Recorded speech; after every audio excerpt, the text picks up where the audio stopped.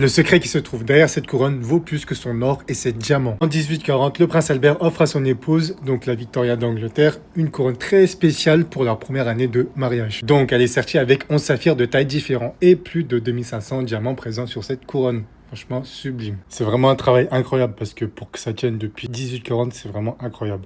Parce que toutes les personnes qui ont travaillé sur cette couronne-là, ils ont très bien géré, de ouf. Et surtout là, les diamants, si vous regardez très bien, c'est des tailles anciennes. C'est très compliqué à assertir. Enfin, très compliqué. C'est quand même de l'ajustage, mais c'est pas pareil que les diamants de maintenant. Il faut savoir qu'à cette époque, l'or blanc n'existait pas. Donc là, sur cette couronne, ils ont mélangé l'or jaune et l'argent en même temps. L'or blanc est apparu à partir du XXe siècle. Voilà. Et du coup, l'histoire qui se trouve derrière cette couronne, c'est qu'en 1861, le prince Albert est mort et du coup, Victoria rentre en deuil. Et elle a arrêté de porter tous ses bijoux, sauf cette couronne. Et souvenez-vous ce que j'ai dit au début, c'est son premier cadeau de leur première année de mariage. Pour elle, c'est plus qu'un bijou, mais le symbole de l'amour de sa vie.